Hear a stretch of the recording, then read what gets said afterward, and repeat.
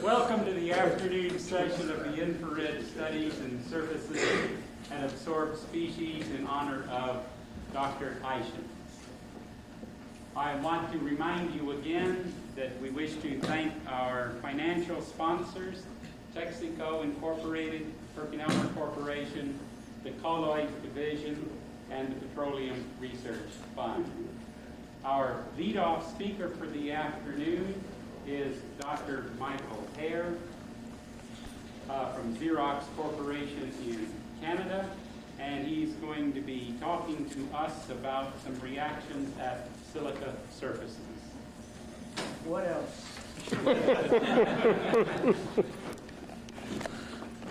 Yeah, we can just read that. Okay, thanks.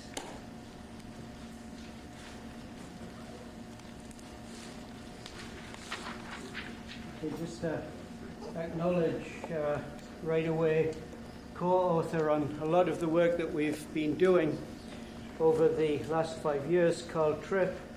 It was sort of really rather a shock to me to realize that, sorry, where would you like me to go? You're showing up and no, I say you blocked the slide if you want me on this side. Okay, no, sorry. You're blocking the other. Is that okay? Yeah. Okay. No, I say you show up on the screen. Okay, sorry.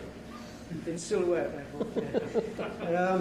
hope. Just really rather a shock to me. I'm delighted to be here at this symposium honoring Bob. It's really rather a shock to realize that it's 40 years ago since Bob's original papers were published.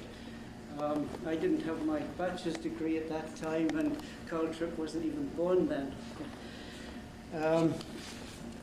It was really quite a delight to me, though, to read those early papers when I came to the United States in 1961, because I was sort of one of these guys that really hated thermodynamics.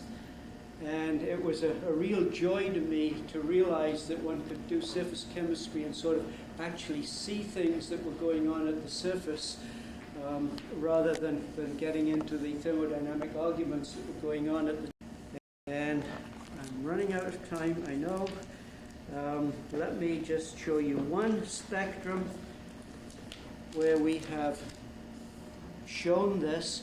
What we're going to do is we're going to go through this series of reactions. We're going to get the spectrum for this on this. We're going to bring in the chlorosilane, and we're going to look at the final product. The final product is going to be contaminated by this quaternary that's left on the surface. So what we're going to do is, at this stage, instead of bringing in the chlorosilane, we'll bring in an HCl and simply form the quaternary rather than this. We'll take one away from the other and see what we get. Maybe it's a little more obvious here. That we put on the triethylamine. We can see that there's something occurring. We put on the trichloromethylsilane, or we put on the HCl, and we take this one away from this one, and we get that one. And I would just like to go back to the gas phase reaction where we had the equivalent chlorosilane going onto the silica surface, and just ask you, I know the things are slightly incorrect here, but if you look at C, not very good at this, I guess. Okay, I think you can see that there's almost exact superposition of these things as you go across the spectrum, indicating that you are indeed getting the same product. So if I can just leave it there, I think that what you see in this is the effect of the lone pair molecule on the reaction. I think it's providing an explanation as to why things like HMDS that contain lone pairs always did react at room temperature in the A1100. And Bob, it's not catalysis, but it's the closest I can get to. Thank you.